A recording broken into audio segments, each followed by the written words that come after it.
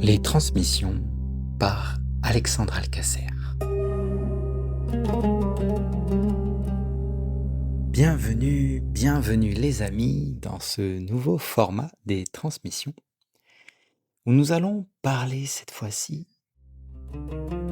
d'une notion de mystique très ancienne qui est largement revenue au goût du jour ces derniers temps et peut-être même, je dirais d'une certaine façon, sur le devant de la scène pour ce qui concerne le grand public qui s'intéresse, dans une certaine mesure, à tout ce qui peut avoir un lien avec la spiritualité. Cette notion, c'est ce que certains appelleront, et à tort ou à raison, on va voir ça ensemble plus tard, la mort de l'ego, la mort mystique.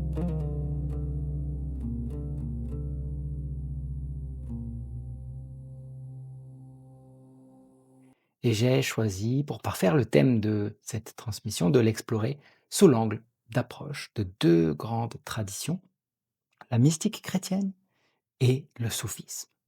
Nous parlerons de certains des grands mystiques qui ont marqué par leur vie même et peut-être aussi par leur mort avant la mort, leurs traditions respectives et les échos qui en arrivent jusque dans nos vies aujourd'hui.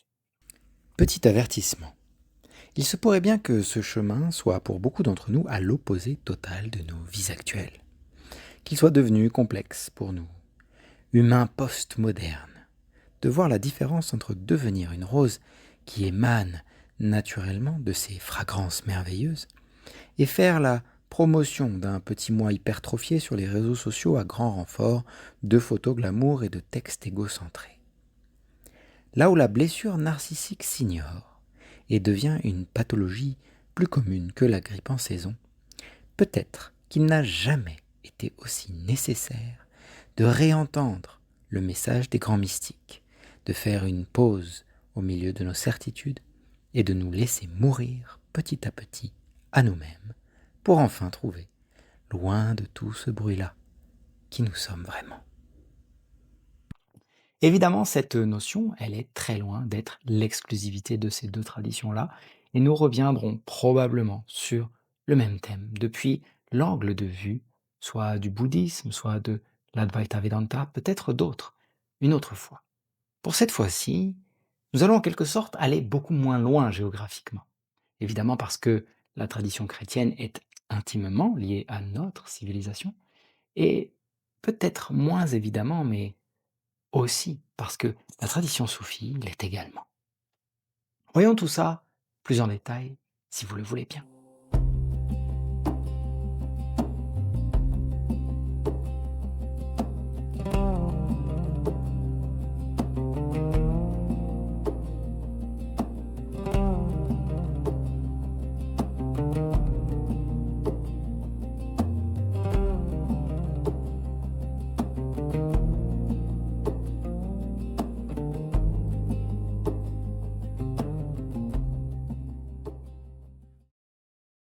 La mort avant la mort, c'est la transmission numéro 26.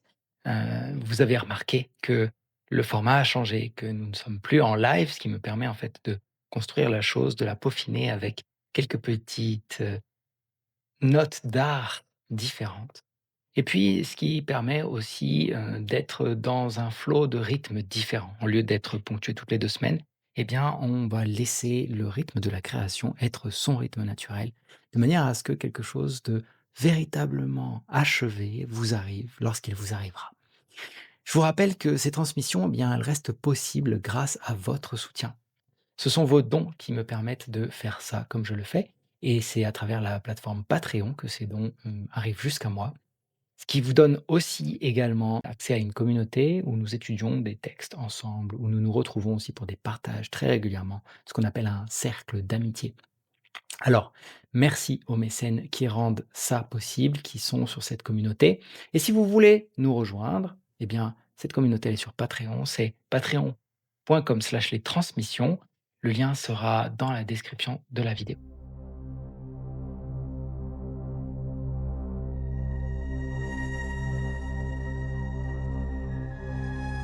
sur le mont Athos, en Grèce, se trouve le monastère orthodoxe de Saint-Paul.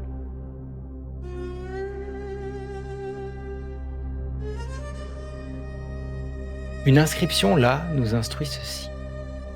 Si tu meurs avant de mourir, tu ne mourras pas au moment de mourir. La mort avant la mort. Les soufis utilisent le mot fana. Et bien que la traduction correcte de ce mot soit annihilation, il y a déjà quelque chose d'étrange dans le fait de commencer comme ça.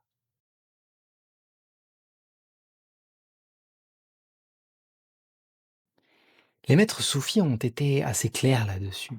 Quand on parle de choses comme celle-là, qui sont des stades parmi les plus avancés du chemin spirituel, on se heurte forcément à un problème assez paradoxal. C'est que ces états qui sont très avancés sont au-delà de ce que les mots peuvent toucher vraiment. L'imam al-Ghazali utilisait souvent pour illustrer cette limite un terme précis. En arabe, c'est daouk, ça veut dire le goût.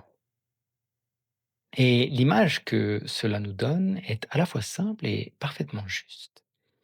C'est exactement comme il est impossible de traduire par les mots le goût du sucre à quelqu'un qui n'a jamais goûté le sucre. Comme c'est impossible de faire connaître le goût du miel à quelqu'un qui n'a jamais goûté le miel, ou le goût du sel, quelqu'un qui n'a jamais goûté le sel. Eh bien, c'est la même chose lorsqu'il s'agit de transmettre par les mots l'expérience de la proximité avec le bien-aimé. C'est la même chose, c'est pareil. On peut décrire une porte, et même on pourrait décrire ce qu'il y a derrière la porte. Mais c'est pas possible de transmettre par une simple description l'expérience qui consiste dans le fait de franchir cette porte. Il y a quelque chose qui réside dans le vécu qui ne peut être accessible que par l'expérience même de ce vécu. Néanmoins, eh bien, les mots donnent une direction. Ils ne peuvent pas communiquer tout à fait ce dont nous essayons de parler, mais ils sont quand même là pour orienter dans la direction de ce dont nous essayons de parler. Pour qu'éventuellement, nous puissions en faire nous-mêmes l'expérience. Et puis, il y a une deuxième couche dans cette limitation que les mots ont, et c'est leur traduction. Parce qu'il y a le mot dans sa langue d'origine, qui, n'étant qu'un mot, est déjà limité. Et puis, il y a le mot qui est traduit dans notre langue à nous, et qui se retrouve donc encore plus limité. Le mot arabe, donc fana, qui se traduit comme annihilation. Et qu'on entend, quand on entend ça, comme quelque chose qui voudrait dire qu'on va disparaître, il ne restera plus rien. En fait, le mot annihilation, il est un peu comme le mot mort. C'est pas ce qu'il y a de plus rassurant pour la plupart d'entre nous. Heureusement, eh bien nous avons beaucoup plus que cette traduction un peu froide peut-être et littérale. Nous avons des images qui d'une certaine façon apportent de la chaleur au-delà des mots. On va prendre 2 images en exemple aujourd'hui pour illustrer parfaitement ce concept de fana. Je vais vous en donner une d'abord, et puis on reviendra à la deuxième un peu plus tard dans la transmission. La première image donc, c'est celle d'un miroir. Je voudrais que vous imaginiez un miroir, mais un miroir un peu spécial, une sorte de miroir magique, parce que ce miroir, il a le pouvoir, si l'on regarde dedans, de nous refléter l'image de notre véritable nature. C'est-à-dire que c'est un miroir qui ne montrera pas qui nous croyons être, mais qui nous sommes vraiment. Ça serait génial, non, un miroir comme ça? Eh bien, ce miroir, tout le monde l'a. Le problème, c'est qu'il est presque entièrement, chez quasiment tout le monde, recouvert de rouille. Et la rouille qui le recouvre, c'est justement qui nous croyons être. Le faux soi, l'ego limité. Alors le processus d'annihilation, le fana des soufis, c'est celui par lequel on polit le miroir pour en retirer la rouille. Tout de suite, j'espère que vous pouvez sentir à quel point la notion est beaucoup moins effrayante. Au lieu d'inspirer de la peur, en fait, elle devient véritablement inspirante. C'est quelque part d'une logique totale, et même déconcertante. Quand on le prend sous cet angle-là, en fait, il s'agit d'annihiler la cause de nos problèmes. Et dans bien des cas, des problèmes des autres aussi. En fait, il s'agit d'effacer quelque chose qui, en réalité, n'existe pas, pour que ensuite se révèle ce qui existe vraiment, ce qui est et a toujours été. On reviendra à ça aussi un peu plus tard, avec un autre mot que le mot fana. Mais pour l'instant, j'aimerais juste vous parler un peu plus de ce processus. Parce que plus ce processus se fait, et plus ce qui reste, ce vers quoi je m'oriente, fait de moi quelqu'un d'aimant, quelqu'un d'harmonieux, quelqu'un de beau. Rien que là-dedans se trouve une des raisons pour lesquelles je trouve que aborder ce thème dans cette transmission a vraiment du sens pour moi. Ouais, il est à mon sens primordial de prendre un instant pour regarder ce que c'est que cette peur. Cette peur de l'annihilation, cette peur de la mort, c'est la même peur qui se trouve sous des milliers de formes différentes. Et bien qu'il soit naturel, qu'il soit humain d'expérimenter la peur, par moments, c'est quelque chose qui pourrait nous protéger de certains dangers, nous permettre de nous éviter certaines déconvenues. Il est également vrai que pour beaucoup aujourd'hui, en réalité, elle enferme nos vies. Elle n'est plus devenue quelque chose de réellement lié à la survie, à un danger imminent. Au lieu de ça, elle limite tellement d'êtres humains, tant d'entre nous, et elle assujettit en esclaves bien plus qu'elle ne protège vraiment. Alors, j'aimerais vous proposer de voir que, dans l'immense majorité des cas, la peur est le signe que nous avons tourné le dos à la vérité. Parce que la vérité, diraient les soufis, c'est Allah.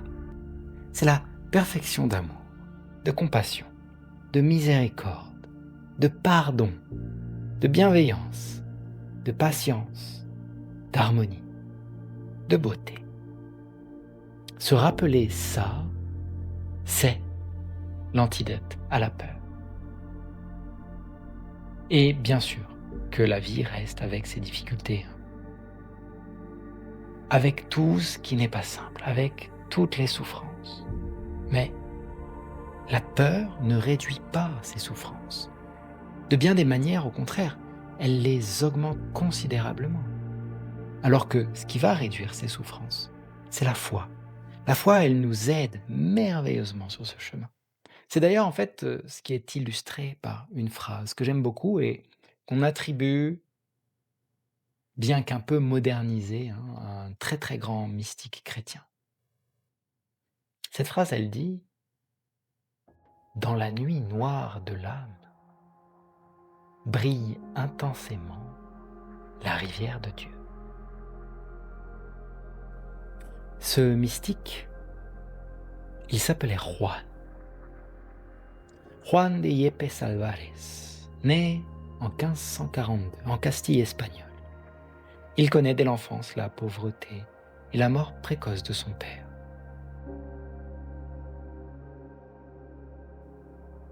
Après ses études à Salamanque, il entre chez les Carmes, un ordre religieux catholique, contemplatif, fondé au XIIe siècle par des ermites sur le mont Carmel en Terre Sainte.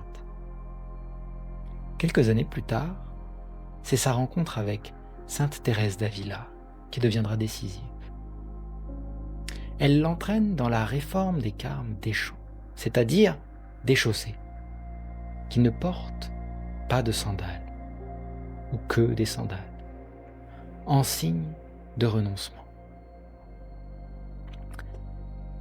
Il devient alors le cofondateur masculin de cette réforme. Et c'est son engagement dans cette réforme qui va lui valoir une inimitié violente de la part de la branche non réformée de l'ordre.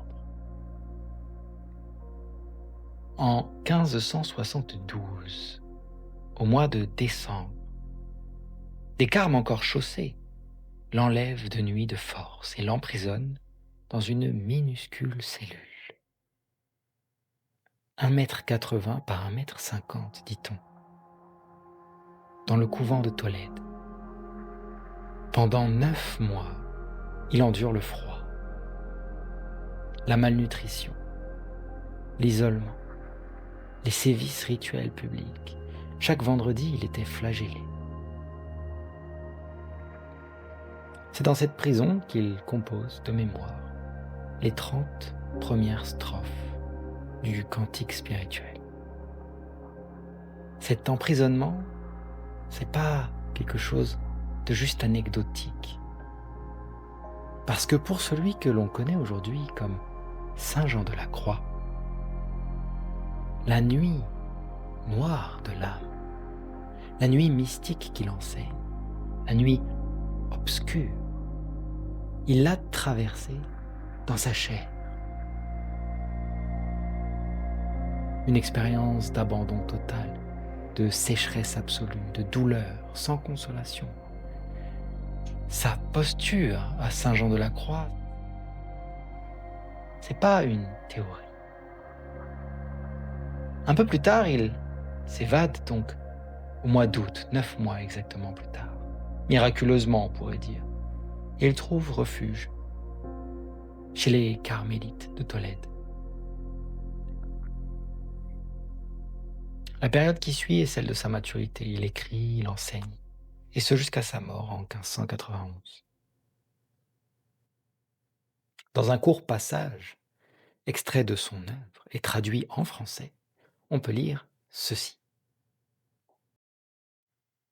Ô nuit qui fut mon guide, ô nuit plus douce que l'aurore, ô nuit qui unit l'aimé avec l'aimé, l'aimé en son aimé transformé. Il y a là, dans le message de Saint Jean de la Croix, une perspective toute particulière. Et j'aimerais avant tout qu'on puisse rendre ça utile et concret dans nos vies à nous. Êtres humains qui marchons sur un chemin de spiritualité aujourd'hui.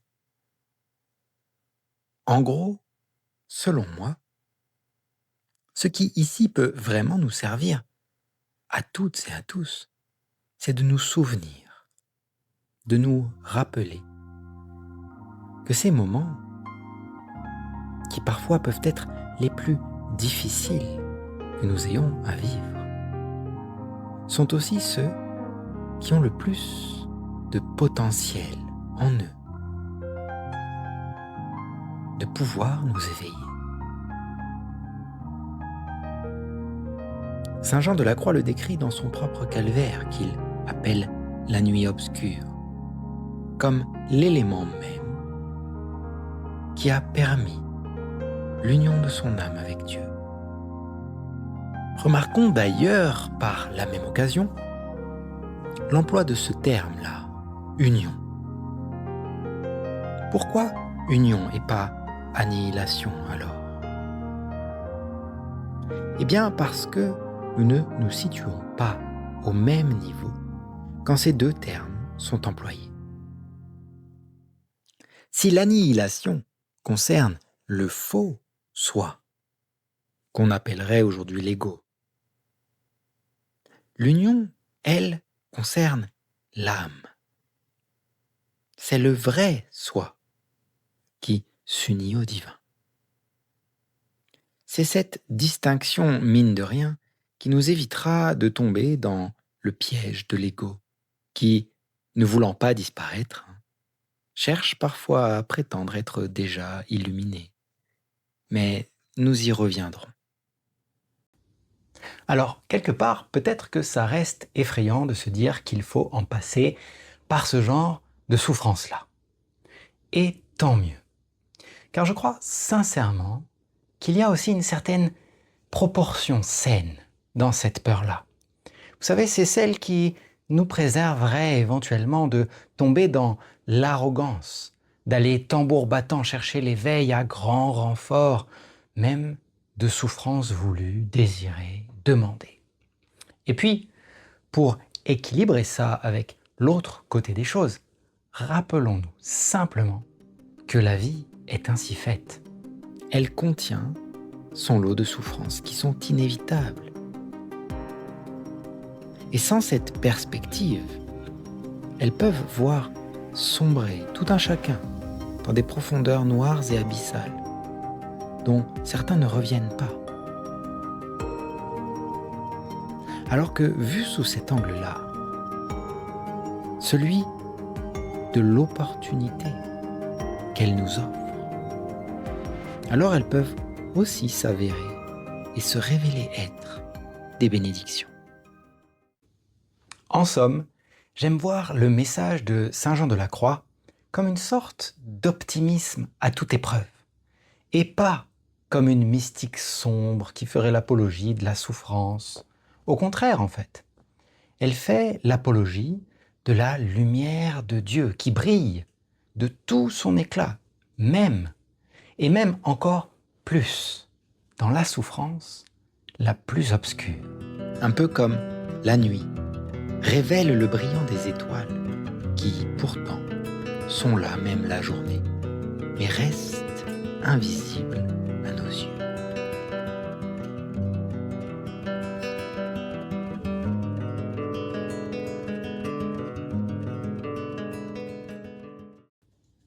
Et maintenant, après ce passage par la mystique chrétienne, à laquelle nous reviendrons un peu plus tard, retournons juste un instant à la vision soufie de ce fana, cette annihilation, et prenons une nouvelle image.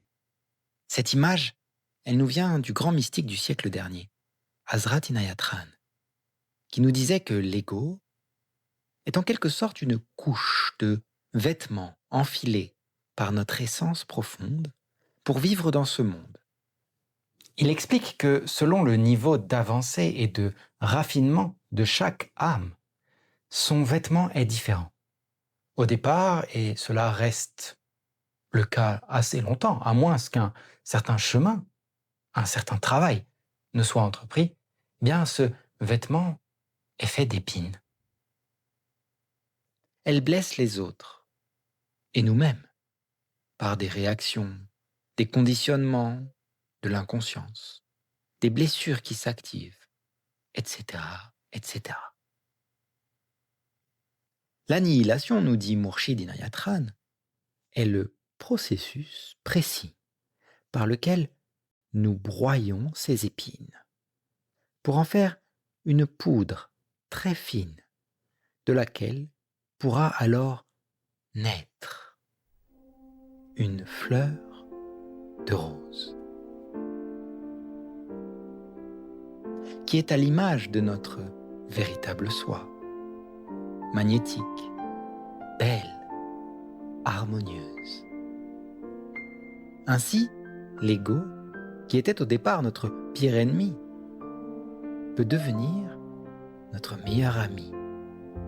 Celui-là qui, au départ, blessait, repoussait, devient maintenant un plaisir attirant pour tous ceux qui s'en approchent. Mais encore faut-il nous exercer à cette tâche qu'est l'éducation du caractère. Fana, ça n'est pas comme l'ego voudrait nous le faire croire, la destruction de ce que nous avons de plus précieux. Mais c'est le raffinement de ce que nous avons de plus grossier, en une personnalité et un caractère qui deviennent alors véritablement précieux. Dans ce processus-là, qui je crois être s'efface progressivement pour devenir, en quelque sorte, transparent.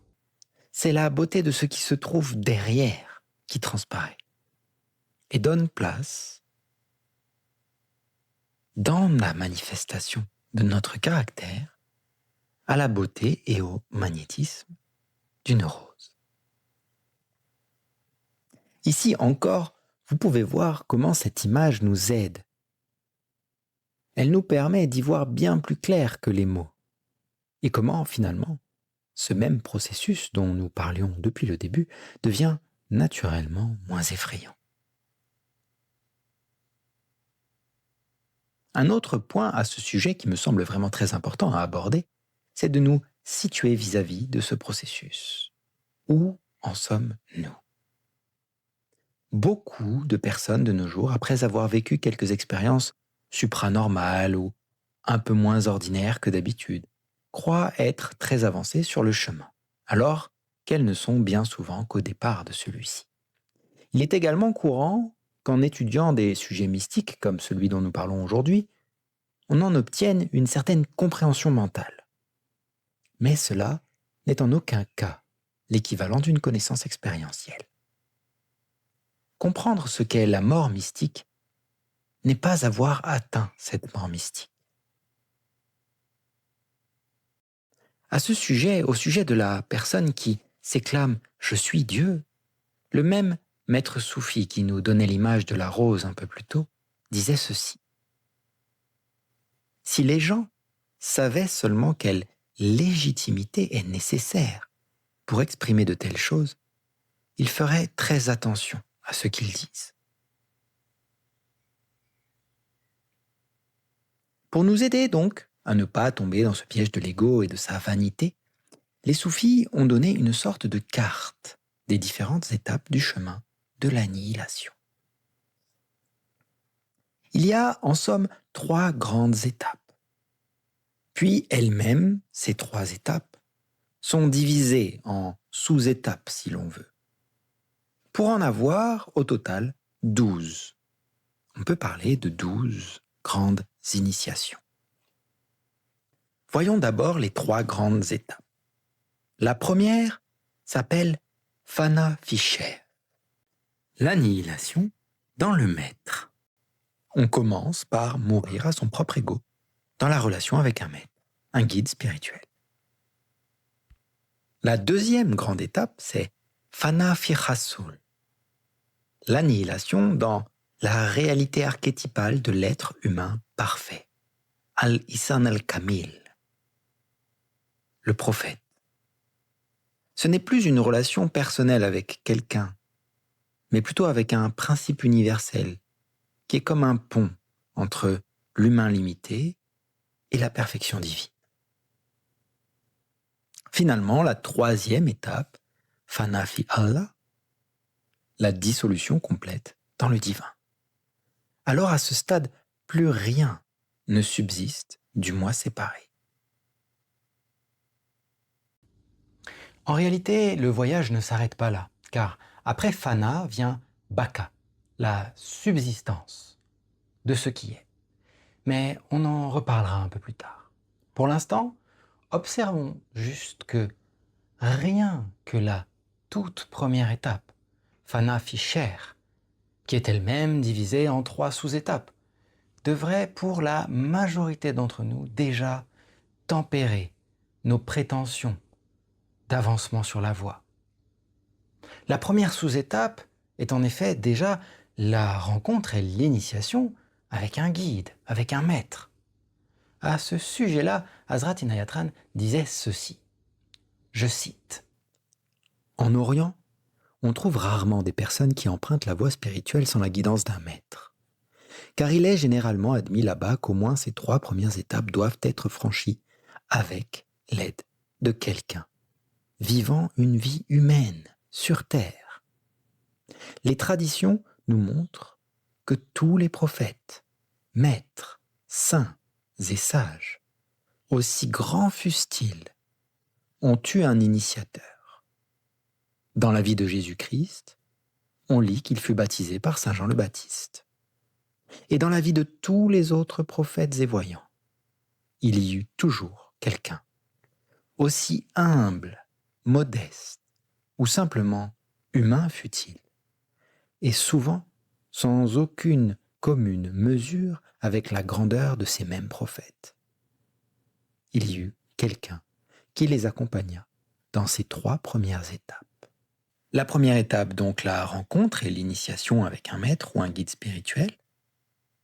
L'étape suivante, la seconde, consiste à traverser les tests que ce guide initiateur nous fera passer.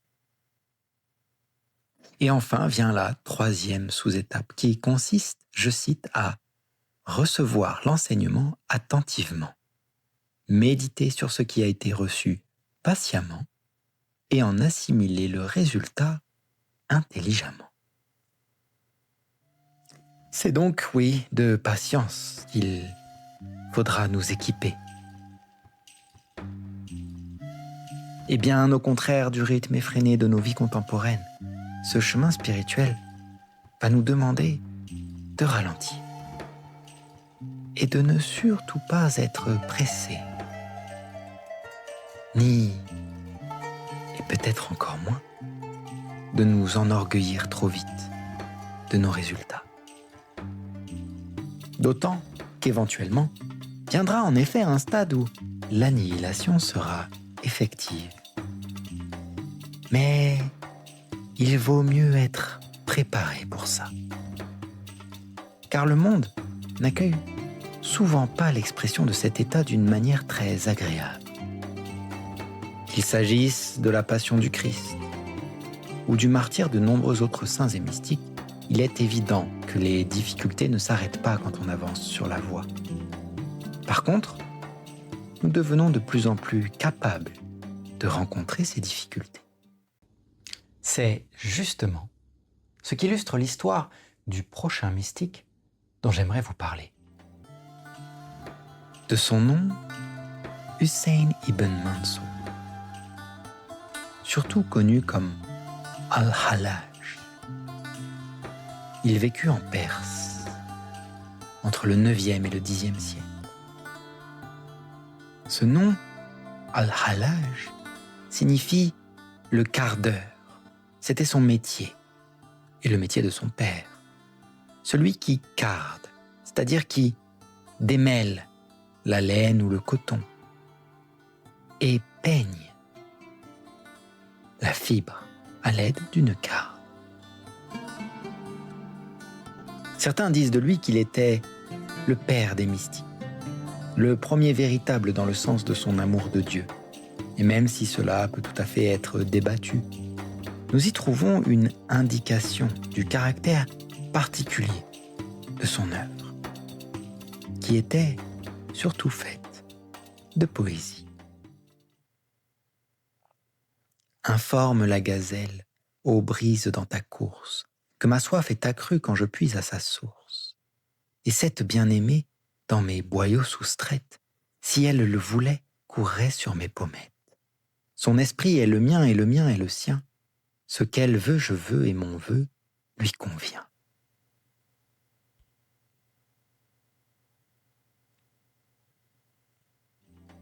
Hallaj, très tôt insatisfait par l'enseignement classique, se rapproche de maîtres soufis, notamment le grand Al-Junaïd. Durant sa vie, il voyage beaucoup, parcourt de nombreux pays, jusqu'à l'Inde et aux frontières de la Chine, habité toujours par la question de l'amour de Dieu. La beauté et la noblesse de son art attirent les élèves et il devient progressivement influent. À cette même période, le califat était plutôt instable. Son âge d'or révolue et on pense que c'est aussi parce que sa mystique non seulement dérangeait les religieux, mais fut vue comme une menace par le pouvoir en place, qu'Hallaj prit peu à peu, mais sans équivoque, le chemin du martyre. En effet, il prêchait partout, comme un missionnaire errant, embrasé par un amour extatique de Dieu, et donc clairement incontrôlable. Y a-t-il un carré de terre qui soit vide de toi, pour qu'on s'élance à te chercher dans le ciel? Tu les vois qui te regardent au grand jour, mais aveugles, eux, ne voient pas. Ton image est dans mon œil, ton invocation dans ma bouche, ta demeure dans mon cœur. Où donc peux-tu être absent? Une nuit se leva le soleil de celui que j'aime. Il resplendit et ne connut pas de couchant, car le soleil du jour se lève la nuit, et le soleil du cœur ne s'absente pas. Pour Hallaj, l'anéantissement, le fana, ne se passe pas dans le vide, mais bien en Dieu. Il disait « Tuez-moi, ô mes fidèles, mon assassinat étant ma vie étant ma mort, et ma mort étant ma vie. »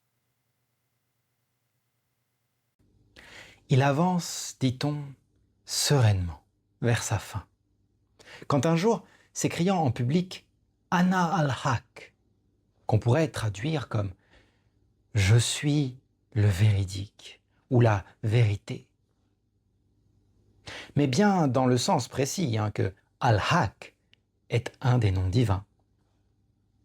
Et donc que cela revient bien à dire d'une certaine façon « Je suis Dieu ». Ce qui fut considéré par les orthodoxes musulmans comme une hérésie.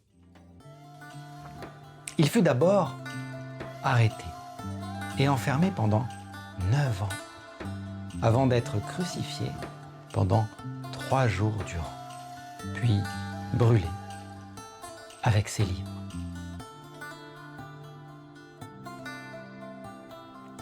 Je n'ai pas connu d'autre éloignement que le tien. Après avoir acquis la certitude que proches et lointains ne font qu'un, et moi-même, si je m'éloigne, l'éloignement est mon compagnon. Comment l'éloignement peut-il être, alors que l'amour est un? Alors maintenant, outre le côté fascinant, intéressant, peut-être même inspirant qu'il y a chez ces grands mystiques, j'aimerais qu'on puisse tout de même rester avec une approche de la notion dont on parle aujourd'hui qui s'adapte à nos vies. Qu'il s'agisse de l'image du miroir et de la rouille. Dans cette image, nous retirons progressivement cette rouille pour pouvoir regarder dans le miroir et nous voir nous-mêmes, ou bien qu'il s'agisse de l'image de la rose qui apparaît au fur et à mesure que nous broyons les épines de notre caractère imparfait. Nous voyons clairement que dans ces deux images, le travail commence pour chacun et chacune d'entre nous là où nous sommes maintenant. Et nous voyons aussi qu'il ne s'agit pas de devenir nécessairement ces grands saints capables d'appréhender même le martyre dans l'extase mystique, mais plutôt de simplement raffiner et perfectionner petit à petit, très progressivement, nos personnalités pour devenir de plus en plus capables d'incarner les grandes qualités et les grandes vertus divines. Il s'agit donc de nous attraper nous-mêmes avec conscience et de nous arrêter au moment de dire quelque chose de désagréable à quelqu'un, de nous retenir d'une action égoïste ou d'une médisance à propos d'autrui. Il s'agira de faire preuve de générosité, de patience, de bienveillance et de toutes les grandes vertus, de manière à ce que notre caractère soit petit à petit de plus en plus imprégné par elle. Où que nous en soyons, c'est finalement ça le travail qui annihilera notre faux moi. Il ne s'agira bien sûr pas de nous couvrir de l'apparence de cette bienveillance pour être vu comme tel par les autres, en l'étalant jusque sur les réseaux sociaux par exemple. Ça serait évidemment une arrogance déguisée. Il va plutôt s'agir de nous regarder nous-mêmes dans le miroir, d'observer dans nos cœurs, vis-à-vis de nous-mêmes, pour avancer avec la plus grande sincérité sur cette voie, tout en restant discret en réalité, et en n'en parlant pas aux autres, ou très peu, puisque finalement cela reviendrait à disperser nos efforts et même à redonner de la force à notre ego. Il est si malin, cet ego, que bien souvent, on ne le voit même pas. Vous le connaissez aussi, celui-là, non? Ce malin qui voudrait nous faire croire que nous sommes séparés des autres. Parfois inférieurs, parfois supérieurs, et qui nous fait nous préoccuper plus de nous-mêmes que de quoi que ce soit d'autre. C'est le même qui fait ça dans les vies de tout le monde, pour finir par en arriver même à une société tout entière basée sur l'égoïsme, l'individualisme et la séparation. Où que nous en soyons, nous avons toutes et tous ce travail-là à faire. Et je dirais même que si je crois un seul instant que ça n'est pas mon cas, que je serais déjà beaucoup plus avancé là-dessus, c'est sans doute lui qui raconte des histoires. Et il nous faut des alliés dans ce travail qui est si important. Il est très difficile, ce travail. Alors, autant en avoir des alliés. Et pour rappel, en voici 4 parmi les plus importants. D'abord, il y a la prière, car ce travail est impossible sans l'aide divine. Ensuite, il y a la méditation, car la maîtrise de l'esprit est nécessaire pour devenir maître de soi. Et on n'y arrivera pas sans ça, sans être capable de maîtriser notre corps mental, nos pensées. Il y a les compagnons qui parcourent un chemin similaire au nôtre, car c'est ensemble que nous serons capables d'avancer sur le long terme. Finalement, il y a aussi, et bien sûr, les enseignements des grands maîtres. D'ailleurs, j'aimerais vous parler d'un conseil que l'un d'entre eux nous a laissé. Il nous disait que parmi les grandes vertus de caractère auxquelles nous nous exercerons, il en existe une particulière qui est souvent très mal comprise. D'après ce très grand mystique chrétien qui a particulièrement marqué l'histoire par l'œuvre de sa vie, c'est cette vertu-là qui est la plus importante parmi toutes pour nous permettre d'avancer sur la voie. Ce mystique du XIIIe siècle, connu sous le nom de Maître Eckhart, pour son rang de maître en théosophie qui était le plus haut degré auquel on pouvait prétendre à son époque, fut amené, pour certains de ses écrits, jusqu'à être jugé par l'Inquisition pour hérésie. Sans avoir la prétention de vous donner une vision globale ici de son œuvre qui est colossale et d'un niveau intellectuel très élevé, j'ai quand même trouvé très important d'aborder son travail, qui, en fait, à bien des endroits, selon moi, est très très proche de certaines notions dans la mystique soufie, et particulièrement au sujet du thème dont nous parlons aujourd'hui. Par exemple, je vous disais tout à l'heure qu'après Fana, l'annihilation, vient Baka, la subsistance de ce qui est. Eh bien, justement, pour Maître Eckhart, mourir à soi, c'est créer en soi l'espace vacant, où peut se faire ce qu'il appelle la naissance de Dieu dans l'âme. La mort et la naissance sont donc le même geste, vu des deux côtés de la même chose. On meurt pour que Dieu naisse en nous, dans le fond le plus pur de l'âme. C'est dans cette étincelle qui n'a jamais été séparée de lui qu'il va de nouveau naître. Il nous faut donc nous vider pour que ce vide appelle le divin, presque mécaniquement. Car, dit-il, la nature ne supporte pas le vide. Il est donc assez logique que pour lui, la vertu la plus importante de toutes soit celle qui permette de lâcher tout ce à quoi le faux soi s'agrippe. Nos désirs, nos peurs, nos obsessions, nos possessions, nos certitudes, nos idées. Il a écrit notamment tout un texte au sujet de cette vertu-là.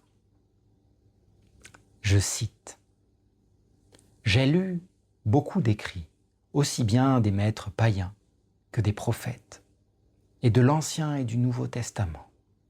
Et j'ai cherché, avec sérieux et avec entière diligence, quelle est la vertu la plus haute et la meilleure, par quoi l'homme puisse se relier à Dieu au mieux et au plus près, et par quoi l'homme puisse devenir, par grâce, ce que Dieu est par nature, et par quoi l'homme se tienne au plus égal de l'image qu'il était en Dieu quand Dieu et lui n'étaient qu'un, avant que Dieu n'ait créé les créatures. » Et lorsque j'approfondis tous les écrits autant que mon intellect peut en venir à bout et en connaître, je ne trouve rien d'autre que le limpide détachement qui tout surpasse. Car toutes les vertus ont quelques regards sur les créatures, alors que le détachement, lui, est dépris de toutes les créatures. Maître Eckhart va même jusqu'à placer le détachement au-dessus de l'amour. Et il écrit ceci: « Pour ma part, je loue le détachement avant tout amour. Pour la raison, tout d'abord, que le meilleur qui est en l'amour est qu'il me contraint à aimer Dieu, alors que le détachement, lui, contraint Dieu à m'aimer. » De la même façon, il place le détachement au-dessus de l'humilité et au-dessus de la miséricorde. Selon lui, par exemple, la miséricorde devrait toujours venir du détachement, pour qu'elle soit sourcée dans un intérieur entier et calme, et non pas venir d'un endroit troublé par la souffrance de l'autre. Mais encore une fois, je voudrais qu'on ramène tout ça à nos vies, à quelque chose de concret pour nous. Il ne s'agit peut-être pas, pour la plupart d'entre nous, de viser le détachement parfait. Mais peut-être que l'on pourrait se poser la question de là où nos coupes sont bien trop pleines. Et peut-être faudrait-il les vider pour pouvoir y appeler le divin. Là où nos coupes sont pleines de nous-mêmes, de nos certitudes, de nos opinions, de nos jugements, de là où nos attentes sur le monde extérieur et sur les autres nous font passer bien trop de temps à penser, voire à dire qu'un tel devrait plutôt faire comme ceci, qu'une telle devrait plutôt faire comme cela. Si bien que nous n'avons plus le temps de nous occuper de changer notre propre façon de faire. Changer notre propre façon d'être et de faire. Et si au final, cette mort mystique, la mort avant la mort, on s'y rendait par un chemin beaucoup plus simple et plus humble que celui qui voudrait peut-être imaginer un ego qui finirait par mourir dans une grande expérience spirituelle. Si on y allait plutôt en admettant nos erreurs, régulièrement, en reconnaissant nos imperfections et en choisissant de mieux faire, de nous améliorer nous, au lieu de critiquer les autres ou le monde extérieur, au lieu de rester plein de notre image de nous-mêmes. Qu'elle soit bonne ou qu'elle soit mauvaise d'ailleurs, si on se vidait de cette image pour se laisser remplir par autre chose, petit à petit, prière après prière, jour après jour, une action d'amour après l'autre. À chaque petit pas où je me préoccupe plus de comment rendre cette vie moins dure pour toi, plutôt que d'en tirer profit pour moi-même. Comme je vous disais au tout départ, il se pourrait bien que ce chemin soit, pour beaucoup d'entre nous, à l'opposé total de nos vies actuelles. Qu'il soit devenu complexe pour nous, humains post-modernes, de voir la différence entre devenir une rose qui émane naturellement de ses fragrances merveilleuses et faire la promotion d'un petit moi hypertrophié. Alors oui, là où la blessure narcissique s'ignore et devient une pathologie plus commune que la grippe en saison, peut-être qu'il n'a jamais été aussi nécessaire de réentendre le message des grands mystiques, de faire une pause au milieu de nos certitudes et de nous laisser mourir petit à petit à nous-mêmes pour enfin, loin de tout ce bruit-là, trouver qui nous sommes vraiment.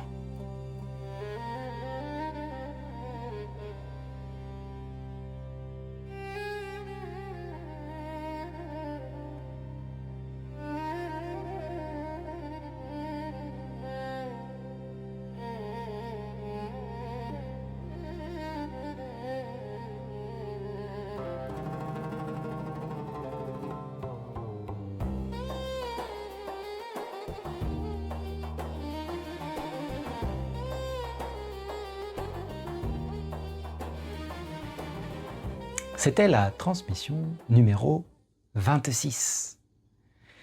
J'ai aussi décidé de vous offrir des petits formats plus courts. Ça permettra différentes choses, entre deux transmissions longues. J'ai beaucoup à vous partager et j'aimerais le faire de manière ponctuelle aussi. Donc pensez bien à vous abonner, à cliquer sur la petite cloche de YouTube pour pouvoir recevoir toutes les nouvelles vidéos quand elles seront publiées de manière ponctuelle et régulière. Si tous ces thèmes d'ailleurs vous parlent, je vous informe aussi que mon cours de 6 mois, le Sentier Initiatique, redémarre pour une nouvelle saison en novembre. Dans ce cours, on va explorer ce que sont les vraies bases solides d'un chemin spirituel. Si vous souhaitez soutenir les transmissions, vous savez comment ça se passe. Vous pourrez bénéficier grâce à ça aussi de l'accès à la communauté et de ces réunions que l'on a bimensuelles avec les groupes. C'est seulement à partir de 10 € par mois. Dans la description, il y a le lien du Patreon pour vous inscrire. En attendant tout ça, je vous souhaite tout le meilleur et je vous dis à bientôt les amis.